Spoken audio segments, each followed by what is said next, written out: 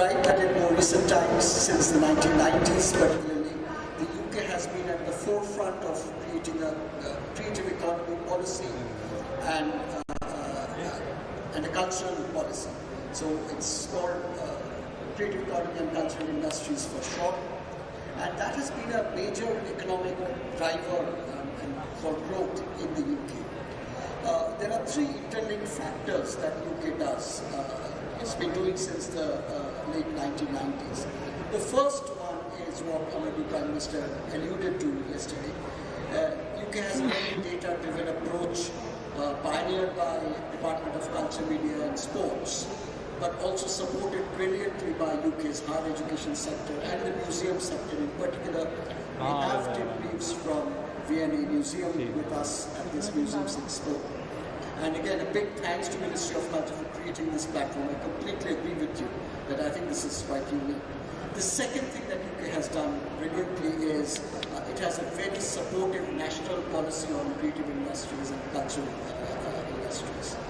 The third thing is very important as well. It's got a tax coding embedded by the Treasury that both incentivizes the creative economy sector, which includes museums and the heritage sector, and provides support in times of crisis, such as during the pandemic. UK provided a fantastic support package to the creative industries. In terms of data, the creative economy as a whole was worth 119 billion sterling pounds in 2021. While the economic output of the creative industries shrunk massively during the COVID-19 pandemic, the monthly gross value GVA in the creative industries fell by only 6.6% compared to 11% decline in the overall economy. However, if we look a little bit under the bonnet, it's a lot more serious. If we look at the museums, galleries and library sector, the monthly GVA plummeted by over 37% during COVID. How does it fare in comparison with India? Where does India stand? I think we created this, if I could have the slide from the British Council, we have worked with a number of partners here, including the Ministry of Culture, with Artex, with FICCI. We have created a series of reports called Taking the Temperature Survey. Through these three series of reports, we have mapped out the impact of COVID-19 pandemic on the creative industries. It's suffered massively, but we also found out for the first time, I think, with just the overall contours of the creative economy in India. It's second workforce after falling, and because that is quite striking. Over 60%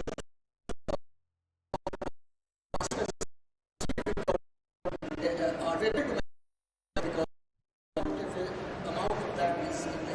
sector. I'll share one quick story of how creative economy has helped people survive during the pandemic. Maybe I could come to you next. We have two more of our panelists yet to begin. So Janvi, coming to you, the need to widen the access to museums has been felt all across. You are a science historian. You have a technical experience as well in this space. How do you think this space is growing in India to attract the young? The science-based museums, the technology-based museums. Do you think this is the future? Yeah, so let me start by saying that one of the reasons why we have, for example, fewer museums than say any comparable city in the rest of the world, and which includes China, is that, and what's most interesting is that historical culture is present in India on a day-to-day basis. You do not need to go into a space that displays your past back to you, right? And I think that is at least one of the reasons that contributes to why museums in India look like the way they do, function the way they do, and get the traffic of the kind they do, right? Now, the other part of it is that museums started out historically as institutions to classify collections. Be they in natural history, be they in culture, be they to organize human civilizations, or to organize the study of botany, zoology, etc. Right? So you collected things, you classified them, and you made them accessible to both researchers and the public in order to understand them. I think we've arrived at a time now where the contemporary moment demands that we actually resolve these distinctions, because these classifications are no longer helpful to explain or reflect life back to us. So just to use one example from technology, which is the question you brought up. In today's time, if going to a museum is a cultural experience and it is to in some way give me an insight into my life and the past that I have a legacy of or a heritage of, we are living in a time where social media influences electronic behavior. People are taking a call on whether they should have CRISPR-Cas as technology available to them. We have new medical technologies, we have smartphones, we have all of these things in our life. We cannot be making sense of technology outside of culture. So to have a sterile museum of technology and science which looks at devices and objects devoid of culture, or a culture devoid of technology, and a culture addressed devoid of technology of its time, separated out as if to study but not to experience, then as museums, in a way, we are failing to do our job, which is to weave and entangle back and reflect to us critically an insight into what it is that we wish to understand, both about our past, therefore about our present, because that's the legacy we carry, but also imagine where we want to go, right? And given, the point's already been mentioned that, we are a young nation of digital natives. There is a digital divide, no doubt. That having said, the digital technology has penetrated also into rural India. So if we are dealing with a young population, if we're dealing with a majority of a young population who are digital natives, then what is it that needs to be done? I think some of the answers are very obvious and they follow. Some of our museums are doing a very good job of it. Others are struggling, also because our funding patterns, our funding structures for museums are uneven across states. Right. So rightly said that culture and technology have to go hand in hand for today's age and today's visitors. So Tarunji, coming to you, you have ventured into a very innovative space, something of its first kind. We'd like to know more what made you choose Transport Heritage Museum as a theme, and because transport is such a popular subject, do you think it has all or specialists? All right. My entire collection,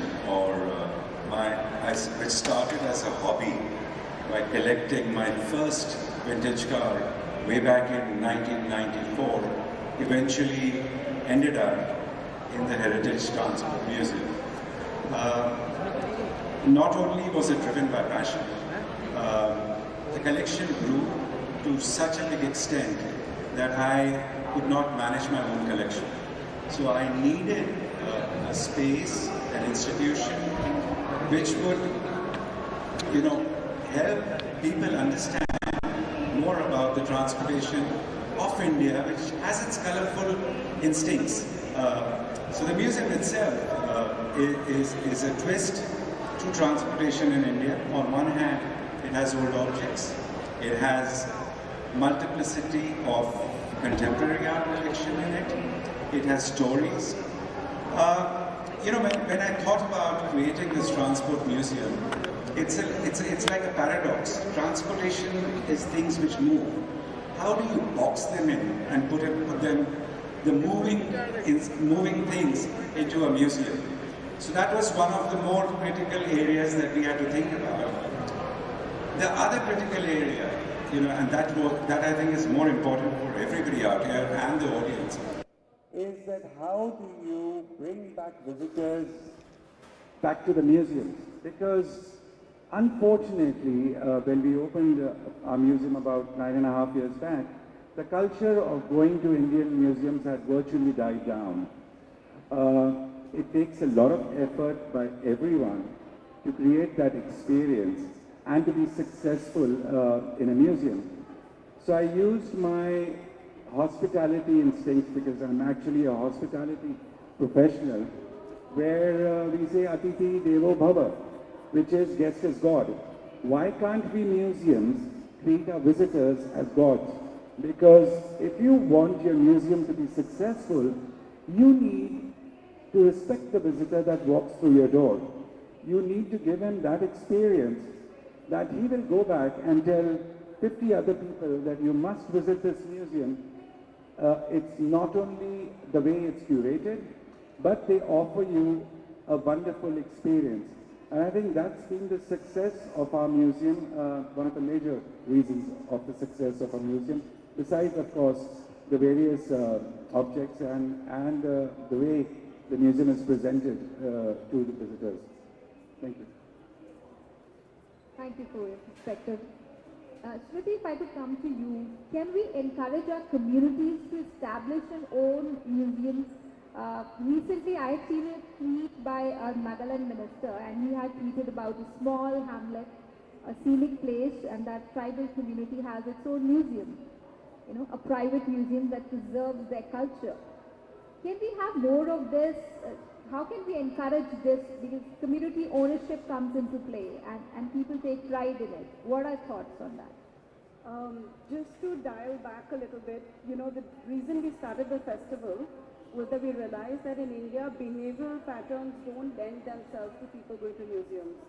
And that's when we said that we bring the museum to the people. What you're saying is exactly been our attempt.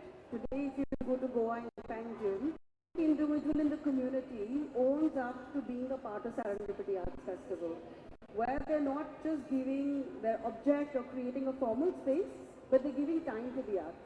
I think we can't find commitment from people in their daily lives to commit to art in any manner. It could be a nice Netflix series. We're not saying that it has to be an object-based museum. That becomes very critical. Just to give you even the object-based museums could be encouraged. Yes, yes. So many of the projects that we've done in the past have been crowdsourced. So what we work with disused government buildings. The government of Goa has been very kind to give us their offices that are not in use, and we convert them into museums and cultural centers, where we then invite people to put in what they want to see in a museum. It's a lot, we do a lot of open calls, and what that does is, we're trying to gauge the pulse of what people really want. In the first year of the festival, even though it was in a public place, we had 0 people walking in, and last year we had over 5 lakh footfalls on 9 days, which is a really large number for a festival which is showing contemporary and visual arts also. And so we realized that community engagement and trying to figure out the pulse by giving them options. I think the point is not to give them a unidirection, but to give them a choice. Like, what is the choice that they have and how do they want to reach? Like Janvi rightfully said, in the years of social media, it's how influenced are you.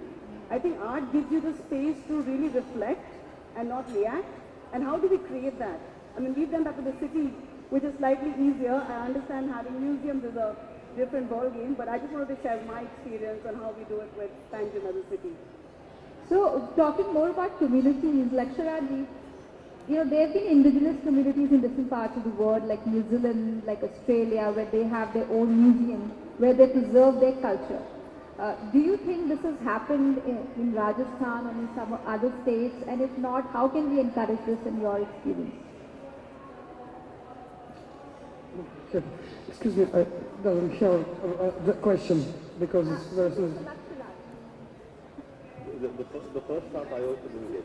I said tribal communities, indigenous communities in New Zealand and Australia, they have established their own museums to preserve their cultural legacy.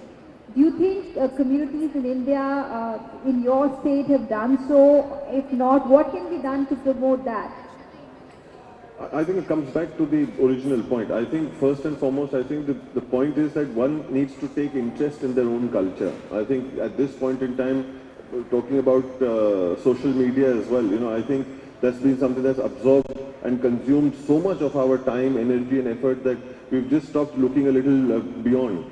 So social media certainly should be there. You should certainly use it to your advantage, but it shouldn't just become something that you have just succumbed to completely. And as far as communities are concerned, cultures are concerned, I think as us Indians, need to, much as we may like other things, like for example the language. I was so impressed when you began with Hindi, and I think it is our intangible culture as well. That's something that we need to keep in mind. It's just not that preserving our intangible culture, our intangible history is also something that needs to be kept in mind. Now, there is a beautiful example that comes to my mind, and please don't get me wrong. I'm all for languages, and one should learn languages. And it's great because it's a great way to be able to come together. And I've written a few articles on languages, that how languages brings the world together and makes it a smaller space. But and also talking about it. English is an international language, and one should learn it, one should speak it, one should kind of, and if they are interested in any other languages, one should try and go and absorb and learn those too. But it shouldn't come at the cost of your own culture. It shouldn't come at the cost of your own tradition. So, for example, the English language starts with A for apple and ends for Z for zero. Right? The Hindi language starts with A for unpad, ends at G for Gani. So that's the strength that cultures sometimes present, and that is something that we just completely ignore, or we just kind of, don't go down that route. So to be able to preserve certain other cultures, first and foremost, we need to take pride in our own culture. We need to be awakened to the fact that, yes, we are keen of keeping alive our own culture, and making that cool, as much as other things may be cool, and I'm sure they are, but as I said earlier as well, right. that it shouldn't be at the cost of your own tradition and culture. Dr. Chakravarti, I'll come to you. I want to link this up to a question. I just wanted to respond to what he said. Just 1 minute. Okay. I think India has some fantastic tribal museums now. And those of us who were in G20, First Culture Working Group meeting in Khajuraho, they inaugurated a stunning tribal museum in Khajuraho.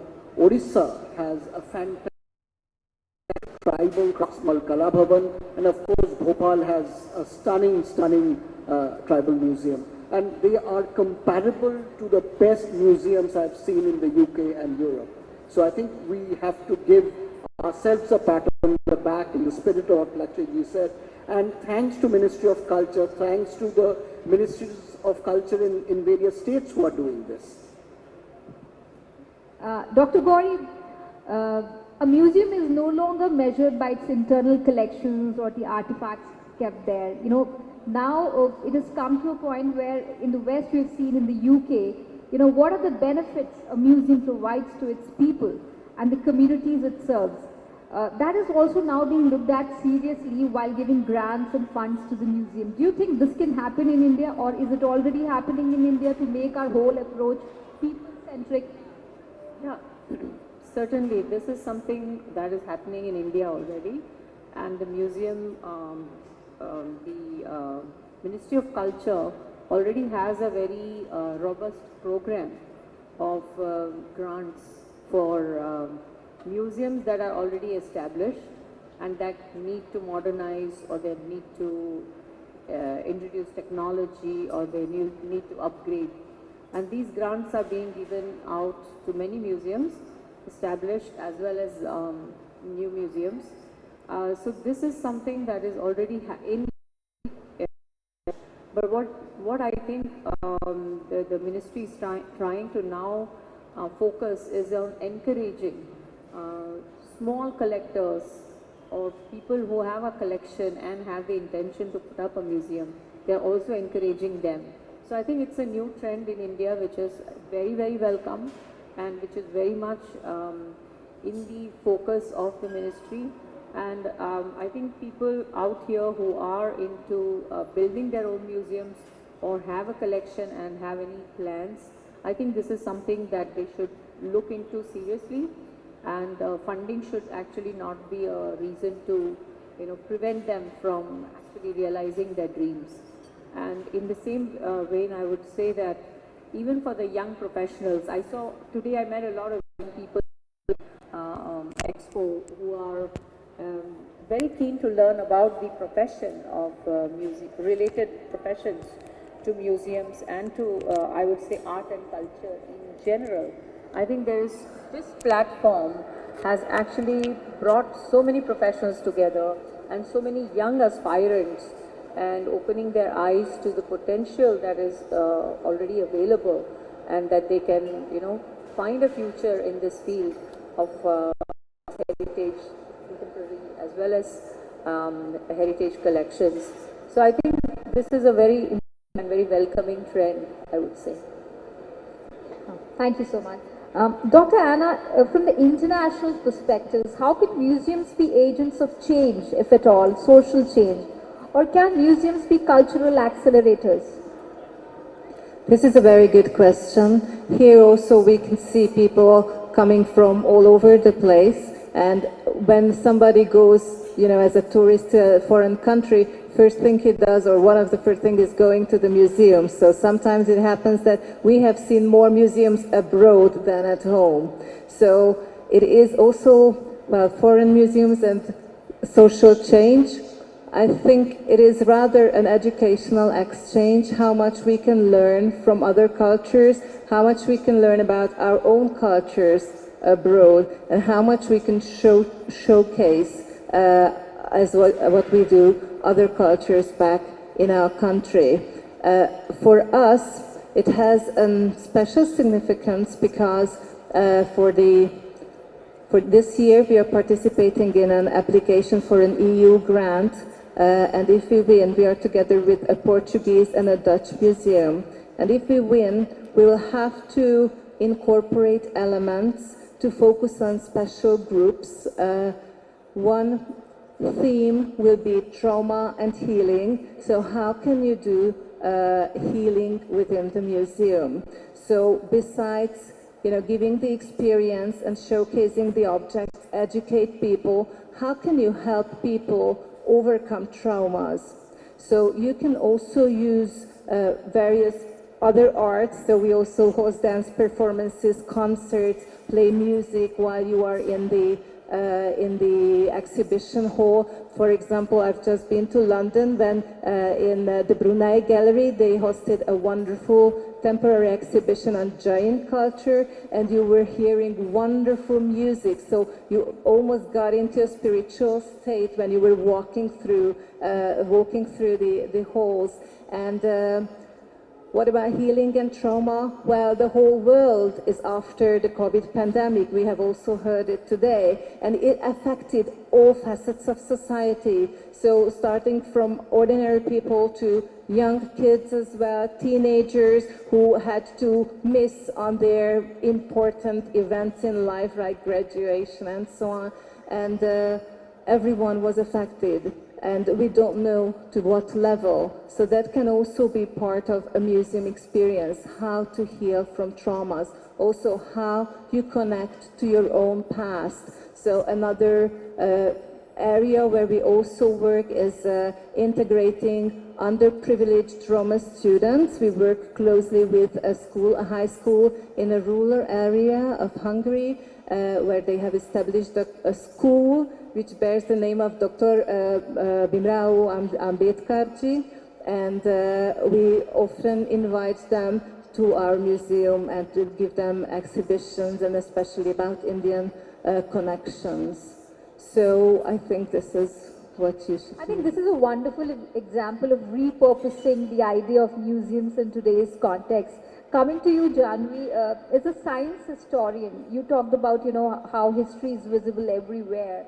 Do you think India has done enough to create fabulous, interesting art and cultural spaces? Enough museums are there to show the rich culture that we have, or do you think we need to do more?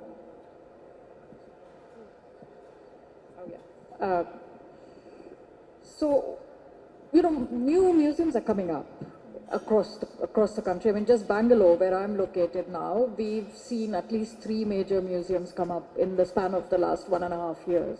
I heard about a startup museum coming up in Bangalore soon. Yes, that too. So sort of a museum of the future kind of space, right? So I think new spaces are coming up. I mean, it's never enough, right? Like it's never going to be enough in a sense, because what is it that museums serve as a function in society?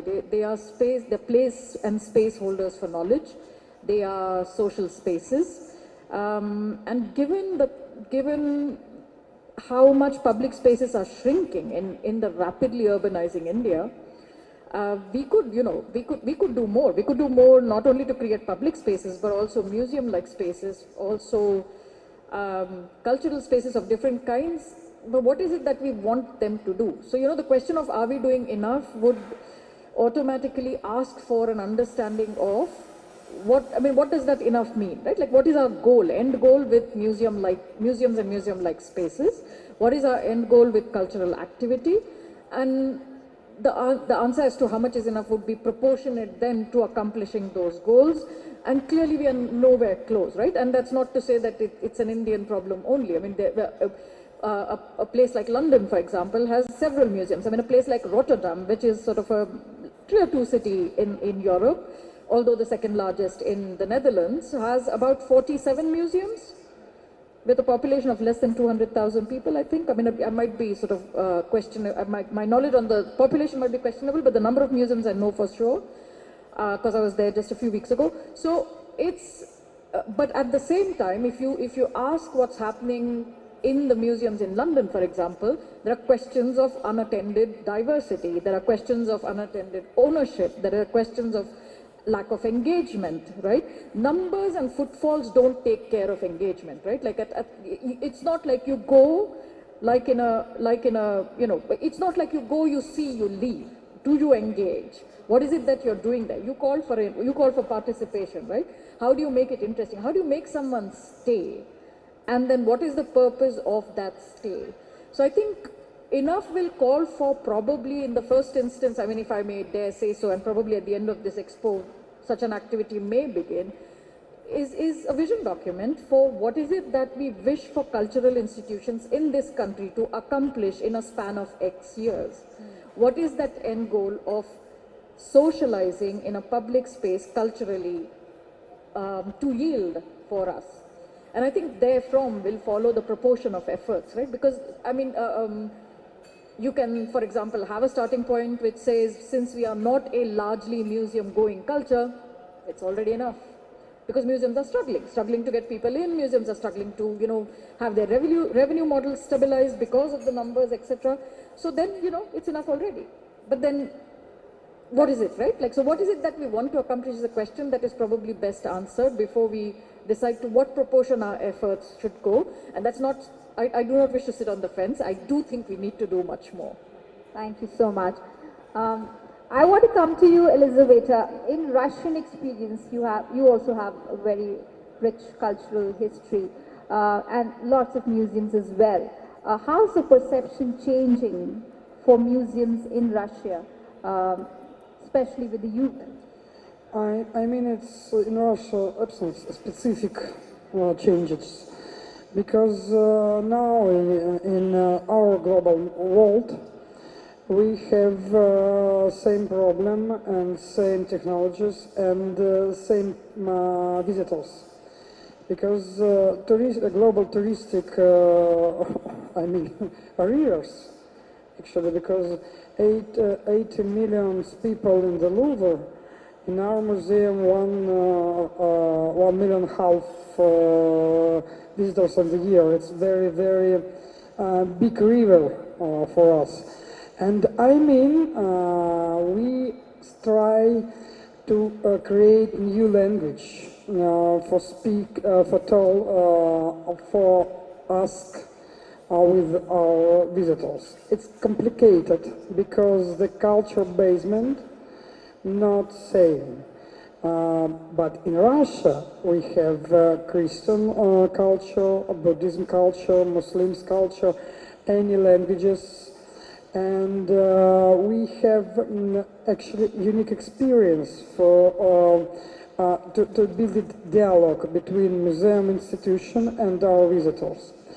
I mean, in the contemporary world, in this complicated time, we must be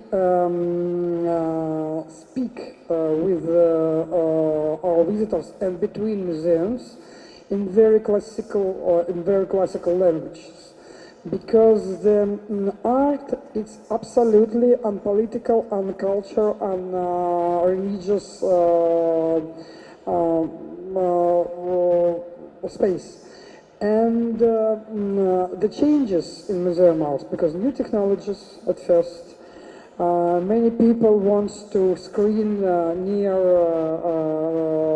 painting. I mean, strange, but okay. States and new intelligence, I don't know term in English, new intelligence in internet. Artificial intelligence. Yes, absolutely. New decision of visual culture. Yes, for us it's new experience. But I think the old good possibility of paintings and classical cultural languages will be actuality with a long time. Okay? Coming back to youth, when we talk about curating for everyone, we are a very young country, Dr. Debanjan. How do you think we can engage more young people in the space of museums, culture, art? Do we have enough career opportunities, or if there are enough, are these being advertised enough? I think it's a very valid question. I can't speak for everyone here, but from the British Council we have been creating a number of opportunities for young Indians to engage in this particular space. So if we think of one of the India-UK Together season, the Young Minds for the Compassionate World exhibition that happened in Victoria Memorial Hall in Calcutta with Natural History Museum, we invited over 20 young photographers to curate that program. So it's important for young school-going children or college goers to also get the opportunity to curate and create content. They are not often invited into those spaces. It's sometimes fenced off by specialist curators. So I think that experience really matters. We have ran a series of festivals academy program for young professionals in the space to get experience and be tutored and trained by experts from both UK and India. We have a number of fellowships and funding opportunities. The Charles Wallace India Trust offers short-term and longer-term opportunities to study in UK institutions. Many of these are in the domain of heritage and museums space. Museums in the UK, such as British museums, have fantastic opportunities for young museums professionals from all over the world, and they are particularly interested from young curators from India to take part in those programs. And I think we have also created a platform, a technology platform. We were talking about technology a moment earlier, called Festivals from India. And that is bringing together festivals from all across India and for sharing across the country, but also internationally. So the idea of Vasudhaiva Kutumbakam, the world is your playground or home, that is being replicated in the technology space as well. So those, and festivals have great links of, when we are talking about inviting people into, museum spaces, and some of them can be very forbidding spaces for young people. They are not interested in entering very old, grand buildings with very, old grey stone or, sandstone architecture. So to make that happen, I think festivals are really, that combination of content that's engaging for young people and drawing them into those spaces that might appear, formidable to them is quite important. So taking this forward, Tarunji, how do you think, you've earlier said, that most of our museums are boring. How can modern day museums build on the marketing ideas to get more attraction, to get more footfall? Because after all, museums have to be sustainable. I'll give you the example of the Heritage Transport Museum. Prior to our opening, like any other hospitality industry, we did a couple of familiarization trips. One was to our target audiences. One was to the school principals and school educators, and also college principals. So that gave them the insight into what Heritage Transport Museum is going to be all about when it opens in the next 2 to 3 weeks. We took their suggestions and modified part of our collections or part of our programming to suit the school students and the college students.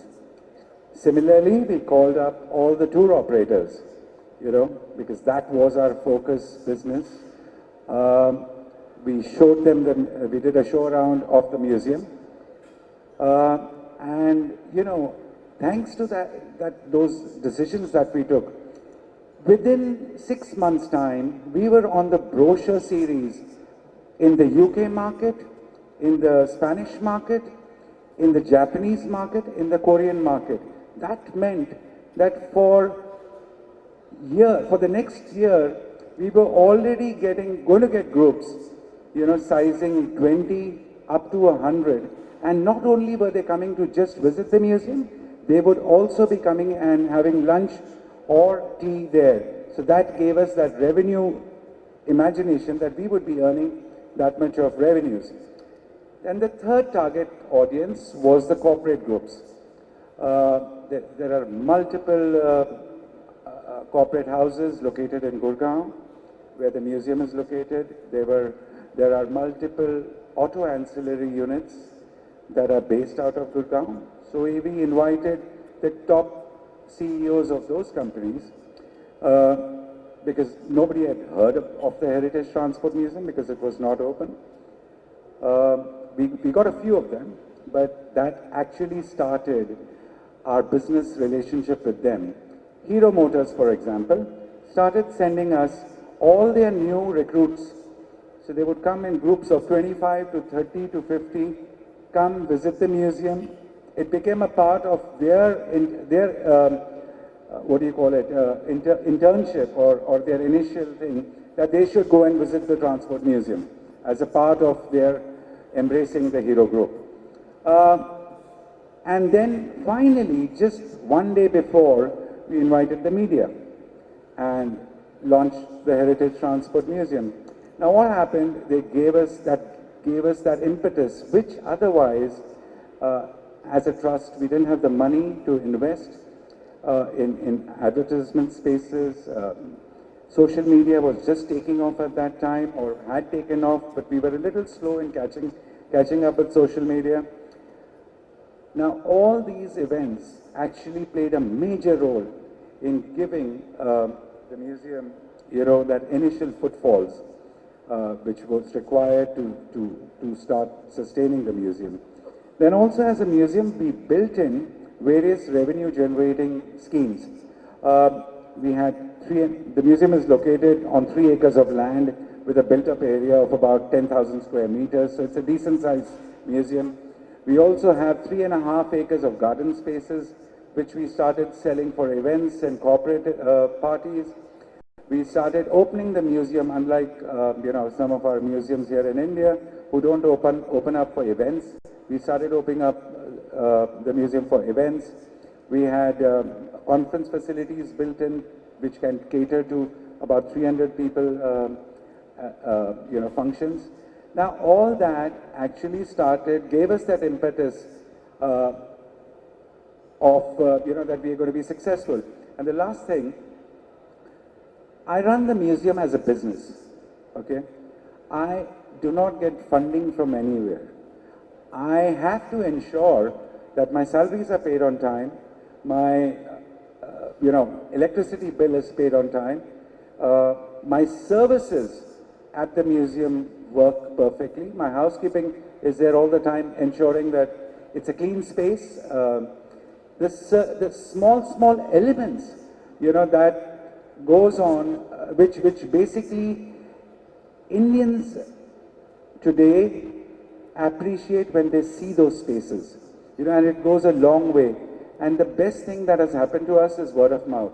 That actually has, we've seen visitors, and whenever we ask them when they come as to how did you learn about the museum, they say we've learned it from so-and-so, we learned it from so-and-so. And actually, word of mouth is the biggest publicity that you can ever get. And yeah, basically that's about it. Very interesting and valuable points. A lot of takeaways, I think, how to make a private museum sustainable without funding. Ruta, at the end, I want to come to you. What could be the most satisfying experience for a visitor to feel enriched and come back again? You've been doing a lot of reinventions at your museum, which is 150 years old. So what in your experience satisfies a visitor and prompts him to come again, or word of mouth, like you said?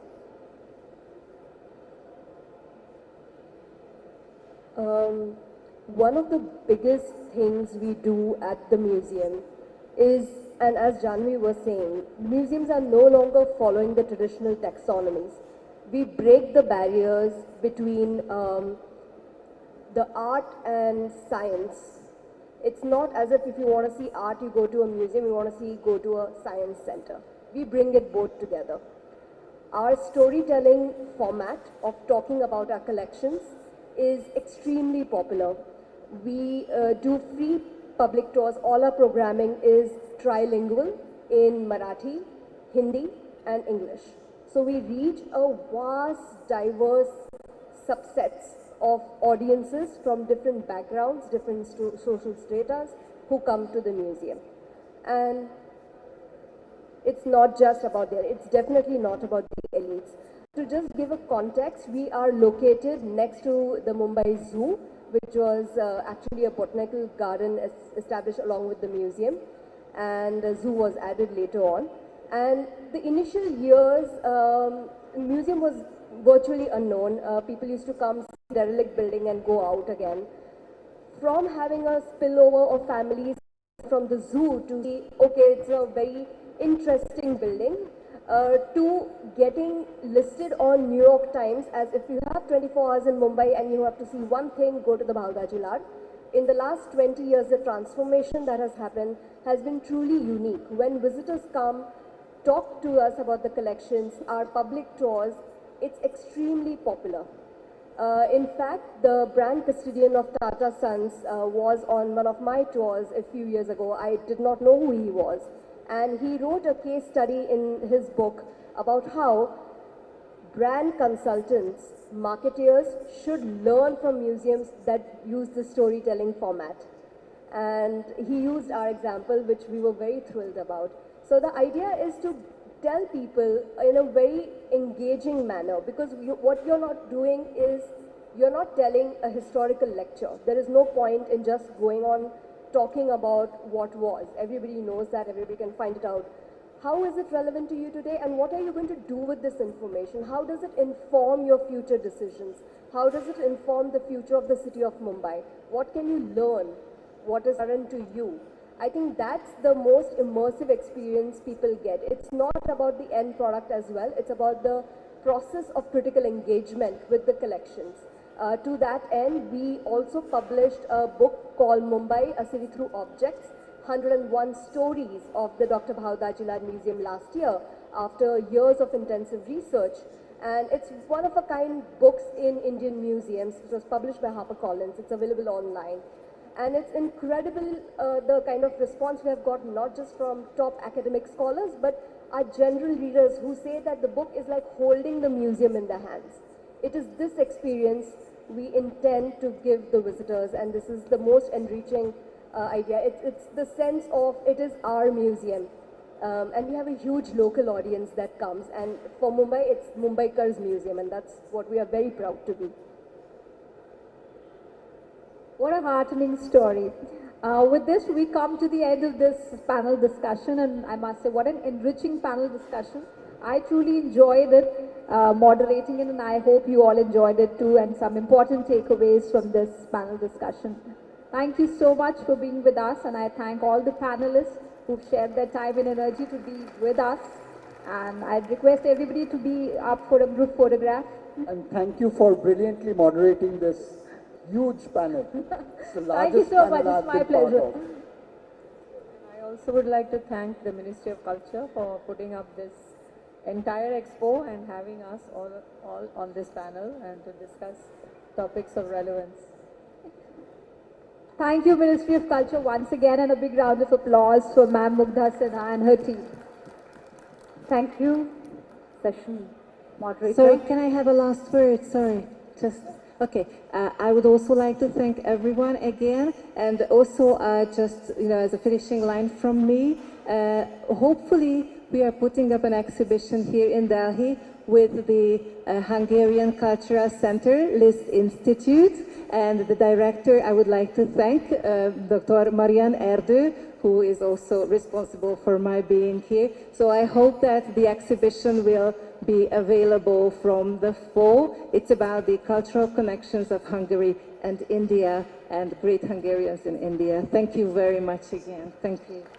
Thank you so much, session moderator, Ms. Kalra, and to each and every one of our speakers for sharing their time and expertise with us. Before we end the session, we'd like to present mementos to all our speakers here as a small token of our gesture of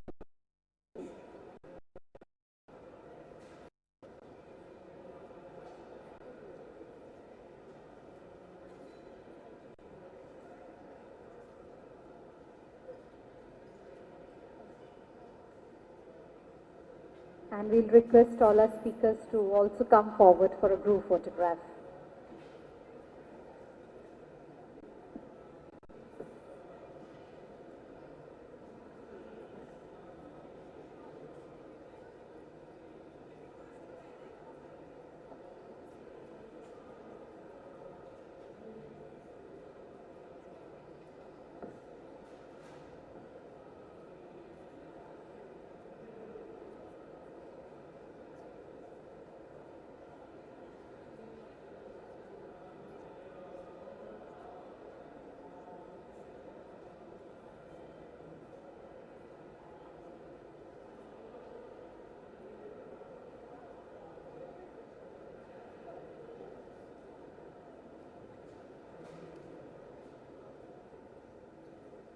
Thank you. And we'll request everyone to please remain with us. We will move on to our next session, which is on archaeological site museums. Requesting everybody to kindly remain with us.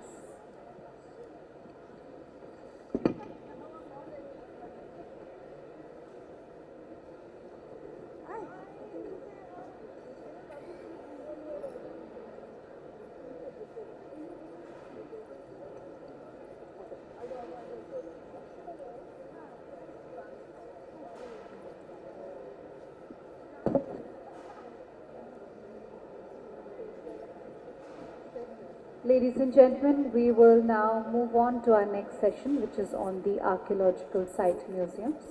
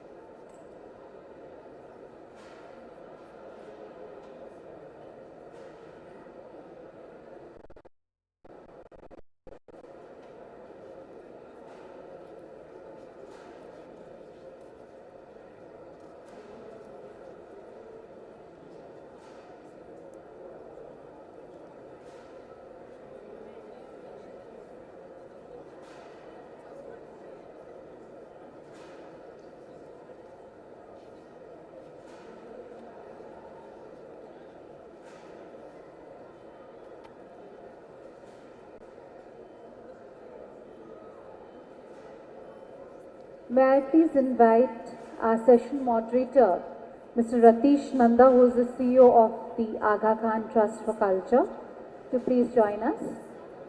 Mr. Ratish Nanda, session moderator. May I now invite our speakers for the session. Mr. Vasant Shinde, Professor of Archaeology from the Deccan College, Pune. Mr. Sanjay Manjul, Joint Director General from the Archaeological Survey of India. Mr. B.R. Mani, Director General of National Museum, and Mr. K.K. Basa, Director General of Archaeological Survey of India. May I please request you to kindly join us.